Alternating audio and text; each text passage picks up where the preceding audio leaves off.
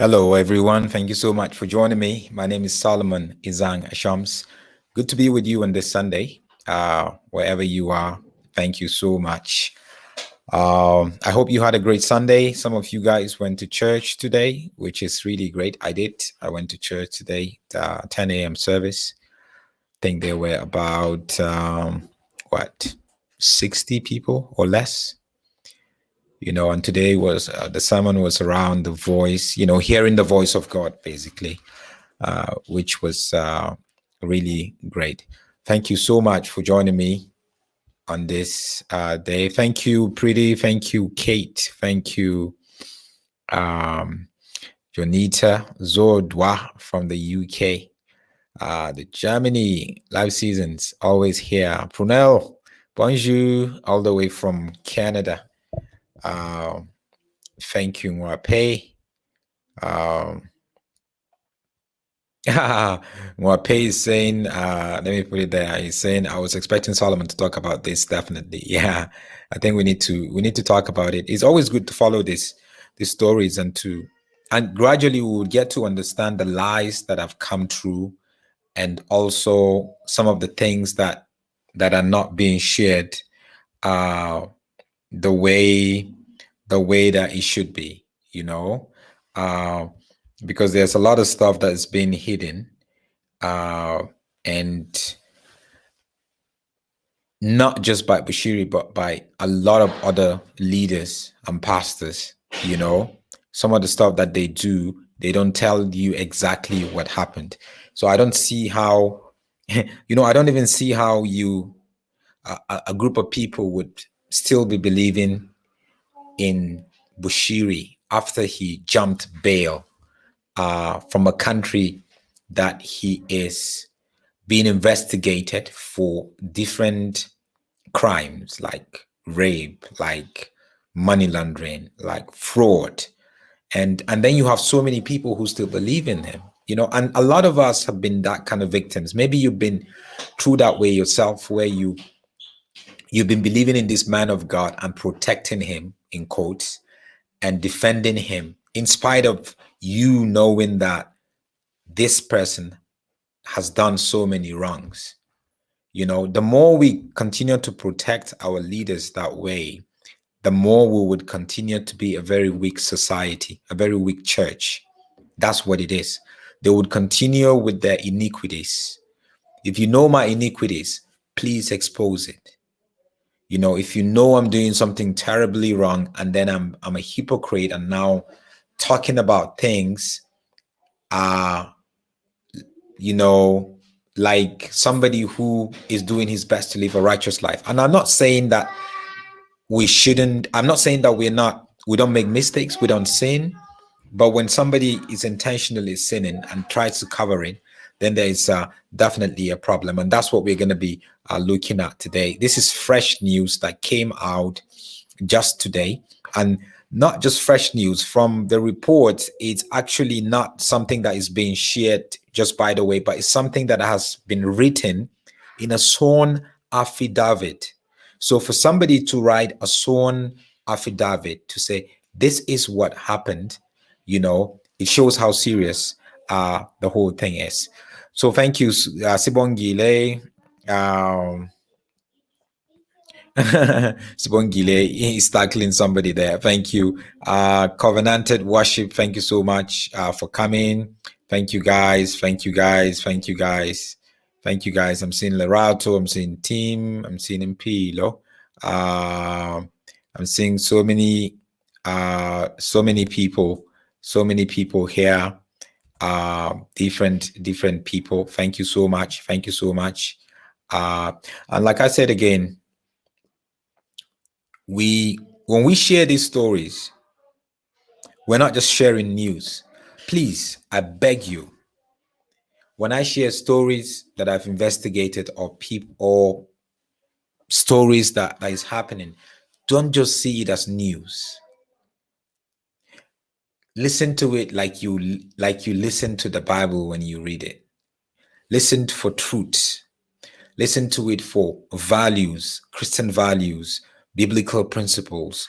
Was it applied? What was missing? What happened? How can I learn from it and become a better person? How can I learn from it just so I can descend better, in situations around the church, around leaders, prophets, pastors, and all that kind of stuff.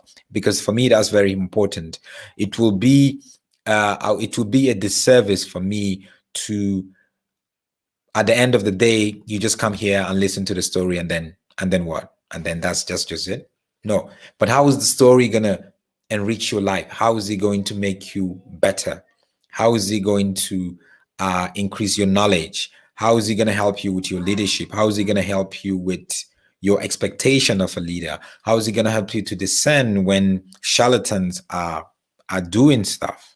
But the prayer is for God to open your spiritual eyes so you can see these things. Not just, I'm not here to give you news, to be honest. News is part of it, but it's more than it. It's more like, what are you going to learn from it? What am I going to learn from it? Just like when we read the Bible, there's a lot of news in the Bible. There's the news of Samson and Delilah. There's King Solomon. There is David. There is Absalom. There's Jonathan. There is Queen Esther. There is Paul. There is Apollos. There is Shadrach, Meshach, and Abednego. There is Daniel. But when we listen to those stories, we look for the truths and the principles that are in those stories. That's how we should be. So please, whenever I come here to share a story or to share a certain issue, please look far deeper. Look far deeper, not just the stories that I share here or whatever. And by the way, tonight, in about 20 minutes, I'm going to be a pre-recorded program that I did on Moja Love TV. For those of you guys who are in Southern Africa, you know it. It's a DSTV channel 157. On a program there called I'm a Bishop, which is the bishops, where they bring in bishops and interrogate them or talk about issues around the church. So I'm going to be appearing at 9 p.m. tonight, dealing with issues and allegations against a guy called Bishop Stephen Zondo, which for me, he's not even a bishop, because he has been so involved and so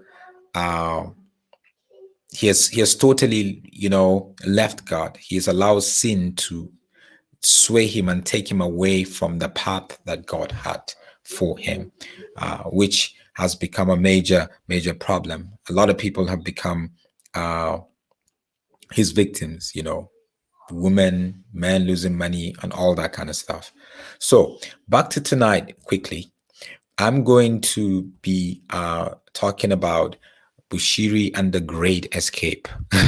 It was a great escape. He played everybody. It was just like, how did this guy do this? And we all know Bushiri was arrested, for fraud, money laundering, and a whole lot of issues. He was bailed. And after getting bail, he now jumped bail with his wife the same week that he got bailed. Next thing, the president of Malawi, Chikwera, was actually President Lazarus Chikwera was visiting South Africa. And then he, after he had left, next thing is Bushiri is gone. So there was a lot of theories about how he left. And even for me, my investigation brought me to a place where Bushiri left through the border. Based on my investigation, he left through the borders. He was driven to the borders and he crossed over and, paid people and all that kind of stuff. And then there was another school of thought that said, no, Bushiri actually left on the same plane that brought the president of Malawi and his delegation to visit the president of South Africa. That Bushiri was one, he managed to, sneak himself in there through the help of some of the politicians and ministers that came with him. But for me, I never really bought that story, because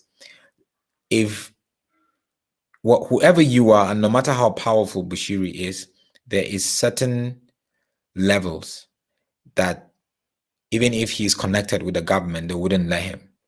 And he wasn't like he is connected with the president. A lot of people were saying, well, he gave money when the president was getting elected. He supported him financially. No, never did that. If you follow the news, actually, you would find out that the family of the current president, especially one of his son, is not even in a good relationship with Bushiri. So this president, if you're talking about maybe the former president, Joyce Banda, he had a good relationship with her, that could happen, or maybe even the one after Joyce Banda, that could happen. But this one, who is a reverend, a pastor, a theologian, he was the head of the Assemblies of God Church in the whole of Malawi. That is the current president of Malawi, Lazarus Chakwera. He was the head of the Assemblies of God Church. Now, he's not just from any wishy-washy church. And that in itself should say something about him and should say something about his integrity. So the school of thought that brought the whole idea that, when the president of Malawi visited the president of South Africa for about 3 days, whilst they were leaving, Bushiri managed to use his connections and his contacts to sneak into the plane, and then he appeared in Malawi. Because it was the same day he disclosed that he was in Malawi, it was the same day that the president plane, I think it was the next day or so. But still, it doesn't mean that he used that. So I never really bought that, because that would have, they know the implications of taking him on that presidential jet, because that would create a huge diplomatic problem. And that in itself would damage the relationship between the two countries. There are a lot of Malawians in South Africa, not just people who have been coming in the last 10, 20 years. No, they've been coming here the last 40, 50, 60 years to work in the mines, to study, to do a whole lot of stuff. Actually, the president of Malawi, the current president of Malawi, he studied here. He studied here in South Africa. The person, one of the young guys who helps us with our garden in the house, is a Malawian guy, Musa. So there's quite a lot of Malawians. And just because of Bushiri's attitude and his decisions doesn't mean that, we should paint Malawians with the same brush. So now those were the school of thoughts, because people were trying to understand, how did Bushiri depart from South Africa? How did he get out of South Africa? And he himself, he's given a few press conferences after he said after he arrived in Malawi, but he had never disclosed how he left South Africa and how he got to Malawi. He had never disclosed that. All he would say is, my life was threatened. The police are just cooking up allegations against me. Nobody, likes me, and they're trying to make sure that I go to jail and all that. But how did you leave South Africa, and how did you arrive in Malawi? Because you were bailed. How did you escape? But he never said anything about it. And my brothers and sisters, this is a so-called prophet we're talking about. He says, if the so-called prophet cannot disclose the truth about his actions, which globally everybody knew, then what is left of him? What is left of his integrity? Nothing. And he still has the audacity today to keep going around saying that he's a preacher. He's still holding meetings. He's still holding IVP, is it IVP, International Visitors Program, or whatever he calls it. He's still having programs. He's still broadcasting and whatever. The same person who jumped bail, who's refusing to disclose how he got to Malawi. So there's been a lot of people have been seeking to understand how he left, and how he left and what happened, and how did he leave South Africa? How did he go live what do you call it? Leave South Africa, and how did he get to Malawi? So with all those school of thoughts would say, no, he left with the presidential jet, or no, he went out. My investigation actually came to a place where he was smuggled out, because there's no way Bushiri is going to leave the country after he's been bailed and people know him, just like that. You just drive through the border. It's not going to work. There needs to be, people need to be paid, some corruption. He needs to disguise himself one way or the other, but just today I had some other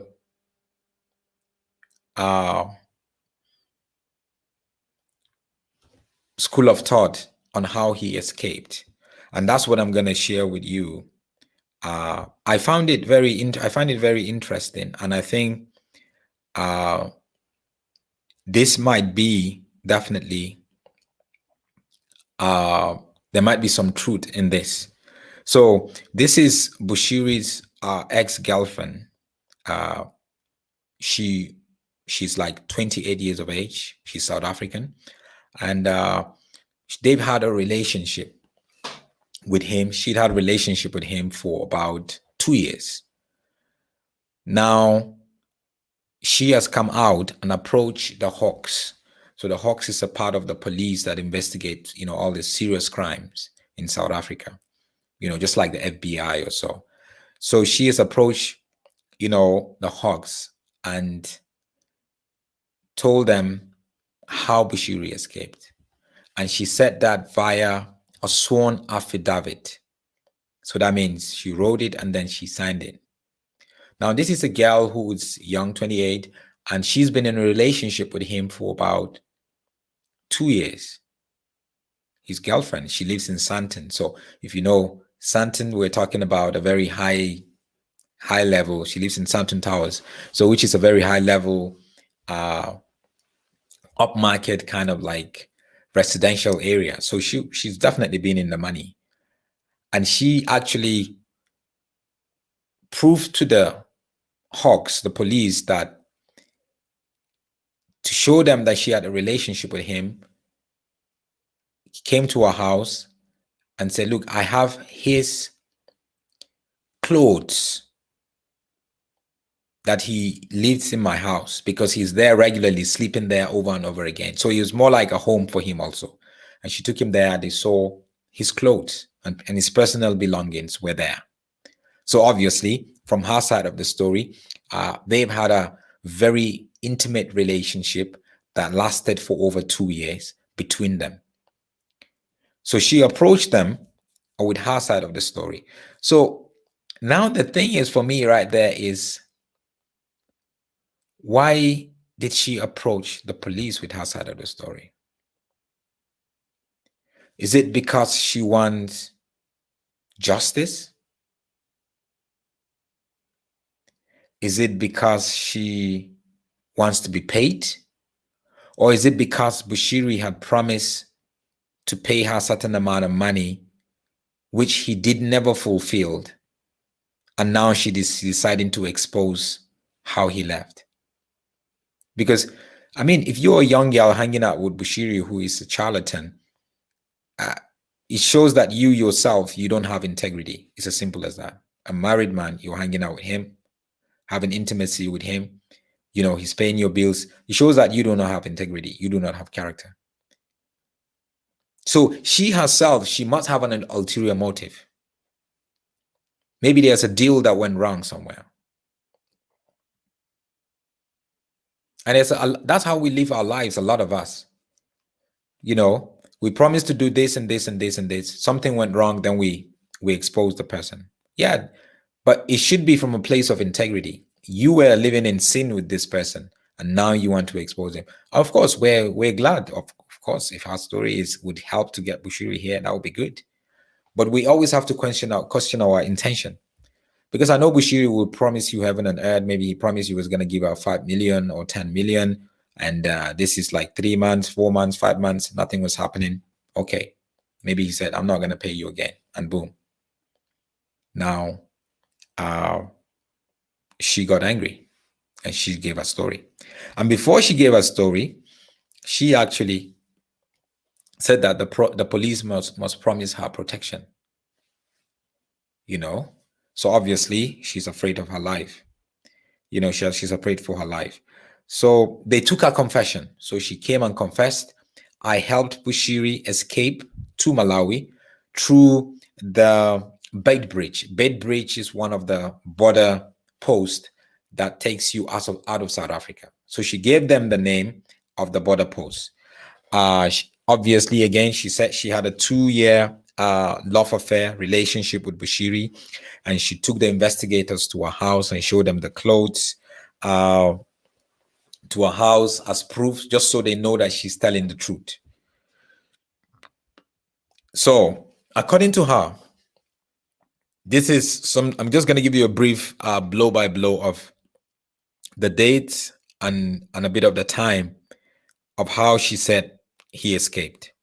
So she said on the 9th of November, Bushiri calls her asking for assistance on how he can get out of the country because he feels he's definitely going to go to jail for a long time and his life is threatened. That's the 9th of November. On the 10th of November at about 11 a.m., his wife, Mary Bushiri, was driven to the woman's house at Embassy Towers in Sandton. So that was supposed to be the meeting point. So from there, that's 11 a.m. So around 2 p.m., the same day, the 10th of November, Bushiri, his wife Mary, and the woman now left for Limpopo from Midrand. So Bushiri lived in Midrand. You know, that was the last place he was staying. And then from there, the same day, they arrived in Limpopo and then they booked into a lodge, a place to where they could stay. Now, on the next day, 11th of November, around 1 a.m., Bushiri Mary now left the lodge for the border post, which is Bait Bridge, in another car. And Bushiri's lover says she gave them some money to take with them. She even claimed that one of Bushiri's aides called Sylvester took Bushiri's phone, which she left at her apartment. Now, this is just a brief, some sort of like a highlight of what happened, right? There is always something. When you hear a story like this, then it leaves you with a lot of questions. It leaves you with a lot of questions because at the end of the day, I believe that the police would find out how he left. They're gonna find out how he left. And somehow, part of this girl story, I believe it, but I wouldn't want to believe that she was the only one that helped them to escape. I believe there's more in that affidavit that will reveal people who were paid or people who helped him through driving to Limpopo, through going through the border posts and out of South Africa. Because you can't go to the border post and give your passport and say you're crossing over. Obviously, the security there are going, Bushiri is crossing over. They know him. He's been in the news. And boom, they're definitely not going to let him. So there's going to be a lot of names and people that are definitely going to come up in this investigation. Now, for me also, the question is, how would this investigation, knowing how he left, going to help the case? Maybe they need to get it because they need to make sure that they establish how he left. Because he jumped bail. Obviously, he left. It's illegal. He was bailed, you know. And even today, I think he's just not long ago, his attorney here, Baloyi, here in South Africa, you know, he was asked by some media guys that I know that why Bushiri escaped and all that, how Bushiri escaped. And can you believe that his attorney has been saying he doesn't know how Bushiri escaped because Bushiri never told him that he's not involved with Bushiri's dealings outside of the legal stuff. But we wouldn't believe Baloyi. Baloyi, no, we cannot believe Baloyi at all. He's not somebody that we should believe. He's more than just an attorney. It's as simple as that. It's more than an attorney. He's saying maybe Bushiri has, he's still emotionally not okay. That's why he's not been able to disclose how he left South Africa. Doesn't work that way. So this girlfriend is claiming she helped facilitated that. So obviously she would have a connection from the police to certain people that can drive them, certain people that can disguise them, security maybe, to get into the border posts, to paying the right people for him to cross over, or getting the right people. Even if he doesn't go through the border post in itself, he will look for a loophole somewhere and cross over. But all that, you need smugglers. You need people who normally are professional smugglers. They smuggle cars across the border to help you do that. She's not going to be able to do that. So definitely there's going to be names that should be dropping. There should be names that should be dropping.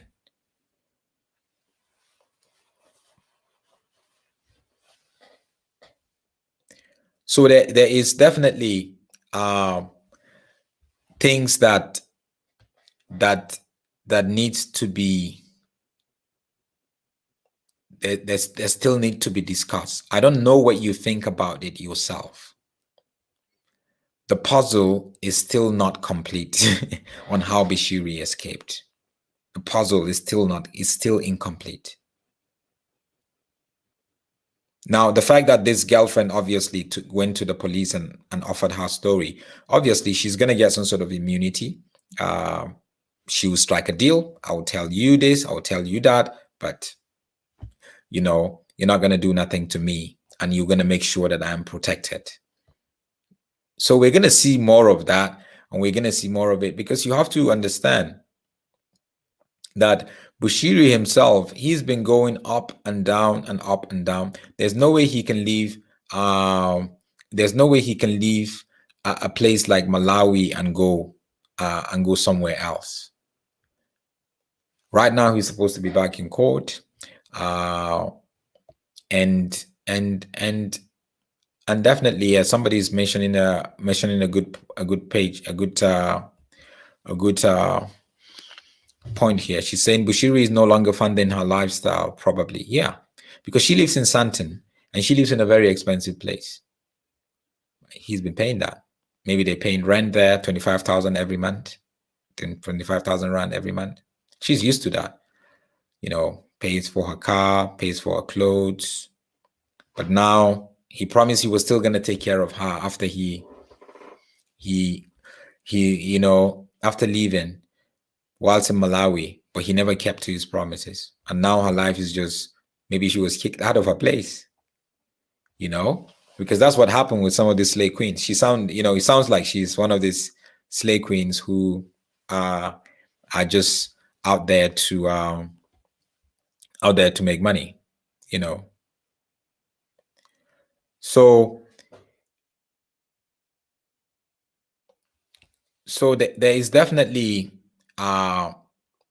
definitely certain things that are coming out, and there are certain things that may come out through some of the girls that have had relationships with him. Because trust me, Bushiri has so many girlfriends. So it's even the way he has girlfriends it's a bit abnormal. It's just abnormal that the man would have women here, women there, women here, women there, So I just wanted to share that with you guys, and just so you get that whilst you follow the story. I didn't want to, actually, somebody is saying, who's that? Just reminded us. Guys, Amma Bishop is about to start. So I'm going to let you guys go so you can go to Moja Love and watch the confrontation, a bit of confrontation that I had with Bishop Zondo, on Amma Bishop, the DSTV 157, the channel on DSTV, and watch that.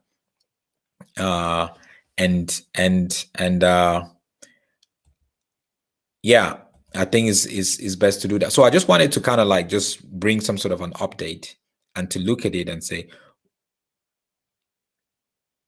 and for you to see the extent that this guy went just to be able to make sure that just to be able to make sure that he escapes, how far he would go. And if you have any hope, of Bushiri coming back here, it's going to be, or any hope of him being arrested and brought back here, he would frustrate the courts, except something happened in Malawi where they say, look, this guy, he's becoming a problem for this country. He's giving this country a bad name. Let's just make sure we do this fast and get him back to South Africa, so he's going to face justice there. So if they do that, but he has the money, so he's going to try to delay a whole lot of stuff. He's going to be paying people and all that kind of stuff, which is the usual thing that Bushiri does, right? So let me leave you so you can go and watch I'm a Bishop. And thank you guys for coming and being here. And thank you for your prayers. Thank you for all that you're doing, for your prayers for me. I'm still waiting on a whole lot of stuff legally, and I would give you an update soon regarding the judgment that was given against me. I will give you an update soon. I've been receiving quite a lot of support from people, prayer, people writing, people saying a whole lot of stuff, and I appreciate it. I appreciate it very much. But I'll give you an update soon, because I got a call from somebody just before the judgment, and he brought in some suggestions, and I will share that with you very soon. So thank you so much. God bless you, everybody. Have a wonderful, wonderful week ahead of you, and just keep praising Jesus. Keeps, doing the right thing. I thank you so, so much for everyone who's been supporting me, what I've been through, and what I'm going through. Thank you, guys. God bless. Salute.